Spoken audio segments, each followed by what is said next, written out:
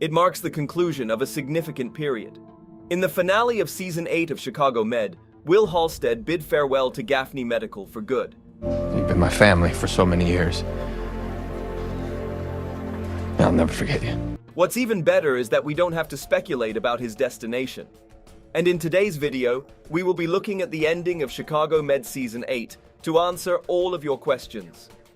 Upon realizing that his tenure at the hospital had reached its conclusion, Will expressed gratitude towards his colleagues and friends, who had become like family over the years. He swiftly departed to Seattle, where his one true love, Natalie Manning, awaits him. In a surprising twist, Chicago Med orchestrated the ultimate surprise by reintroducing Tori DeVito for a brief yet touching cameo. Outside the airport, she was joined by her son, Owen, as they warmly welcomed Halstead back into their lives, making it evident that this time they were determined to make their relationship succeed. "I won't ever let you go," Natalie assured Halstead as they embarked on a new chapter together. While I typically wouldn't recommend revisiting a relationship that didn't work out in the past, in this case, it feels right. The feelings I have for you, those feelings haven't gone away. Both of them took a break to rediscover themselves and figure things out, and yet their paths serendipitously crossed once more. Timing is crucial, and without the pressures of Gaffney, there's a genuine possibility that they can overcome their obstacles and make it work this time around. And that marks the end of Will Halstead's journey. A heartfelt thank you goes out to Nick Gelfus for bringing this irritating yet inspirational character to life throughout 8 seasons, just as Sharon Goodwin aptly described. True to his nature, Will went out in a manner that could only be justified as a good idea by Will himself. He veered off the conventional path and took action when he became deeply affected by the glitch in 2.0. Recognizing that nobody else would address the issue, In the wrong hands, it can kill someone. he impulsively took matters into his own hands, unaware of the broader implications his decision would carry. Through his actions of deliberately causing 2.0 to malfunction during Jack Dayton's hernia resection, Will not only cast doubt on the product, but he also effectively ensured that 2.0 would never be able to regain its credibility, consequently damaging Dayton's reputation in the process. The aftermath of Will's actions had far-reaching consequences. Dayton's plans for an initial public offering were dashed, resulting in the inability to secure the necessary funding to improve and refine 2.0 into a more reliable and effective tool. This unfortunate chain of events ultimately forced Jack Dayton to sell Med, leaving the fate of everyone hanging in uncertainty. While there may be a part of me that wants to commend Halstead for taking a stand, it cannot be ignored that his decision came at a significant cost. Look, I want this to work, I do. I hate that Roy has to suffer this much. As Crockett aptly pointed out, despite its flaws, 2.0 had the potential to bring about positive change with the right enhancements. Sadly, Will's actions ensured that this potential future would never come to fruition. However, on the flip side, perhaps selling the hospital might not be the worst idea after all. Such a move would likely place the power back in the hands of individuals who prioritize patient well-being over financial gains. The transformation of Med into a for-profit institution has brought about unwelcome changes for the doctors, limiting their ability to treat certain individuals. Additionally, it has created a distressing experience for patients who lack comprehensive insurance coverage and struggle to afford exorbitant medical costs.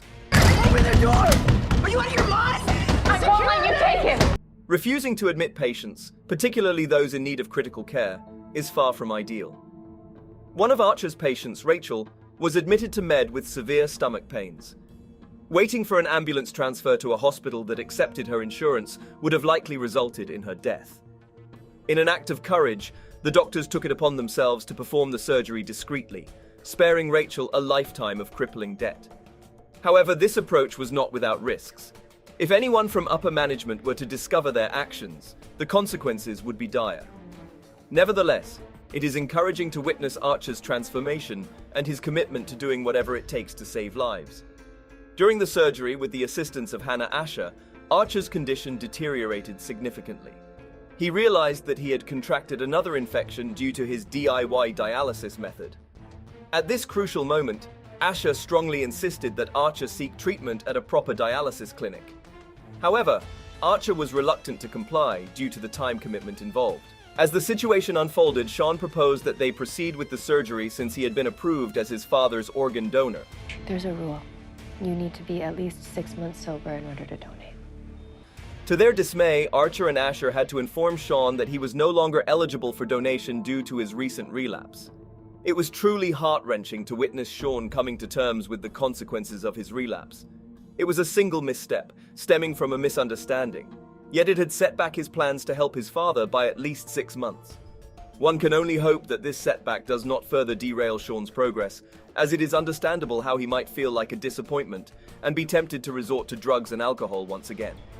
However, Archer cannot hold himself responsible for the events that transpired, nor can he attribute the relapse to his decision to allow his son to be a donor, as the relapse was unrelated to the pressure of the situation. Sean's outburst was triggered by witnessing his father and Hannah growing emotionally closer.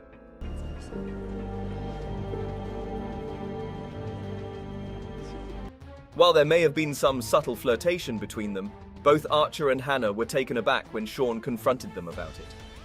In my honest opinion, Asher and Archer share a strong bond of friendship, and although there might be underlying romantic feelings, they have never entertained the idea before. Could this incident be the catalyst that prompts them to explore a romantic relationship? Or does it firmly establish them as friends and nothing more? It's not surprising that the romantic aspect hasn't received much attention, considering Archer's health is unquestionably the primary concern. And Hannah appears to strongly insist on maintaining a clear boundary between her personal and professional lives. This suggests that she would likely reject any potential romantic involvement with either of the Archer men. Dr. Charles encountered 2 patients brought in by Dr. Lauren Johnston in an ambulance. The wheelchair gave you some relief? The situation was further complicated by a misunderstanding involving a husband named Fred and his wife Janice. Janice mistakenly believed that Fred was trying to harm her, when in reality, Fred was struggling with involuntary actions caused by a small stroke. This stroke resulted in a rare neurological condition known as alien hand syndrome. Once the misunderstanding was resolved, the couple's relationship got back on track. This incident provided Dr. Charles with valuable insight into his own relationship with Liliana. He realized that he needed to address any misconceptions by expressing his vulnerability and honesty regarding his feelings. He wanted to make it clear that he didn't view Liliana as a charity case. Are you serious? What are you talking about? I've never thought of you that way. And despite his prestigious title, he shared the same insecurities as anyone else. On Liliana's side, she recognized that she had built a defensive barrier around herself due to her strong inclination towards independence. However, there remains the pressing issue of her domineering brother Powell, who honestly needs to be confronted about establishing his own life.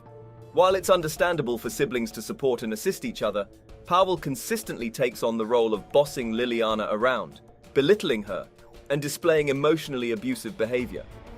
Additionally, I truly hope that Dr. Lauren will become a new member of the Med team in the upcoming season. And considering that Maggie has been interviewing at other hospitals, I was convinced that she would be the one to depart Med by the end of the season. Lose my job? You would do that? However, Halstead's problematic heroics now make much more sense. I'm just relieved it isn't Crockett because I had just started to become invested in the character, although Archer and Asher have undeniably been the standout duo this season. Meanwhile, the unforeseen consequences of their actions could pose a threat to the entire staff at Med. Dayton confesses to Goodwin that the failed public demonstration of Med 2.0 has caused severe financial damage, forcing him to consider selling the hospital. In the final episode, Gelfus bids farewell as a regular cast member on Chicago Med. He joins a select group including Marlene Barrett, Murkison, and Oliver Platt, who have been with the series since its inception. Although his departure marks the end of his regular role, there remains a possibility for his return to the show. This potential is further exemplified by another surprise in the finale. Will departs from Chicago and boards a plane headed for Seattle.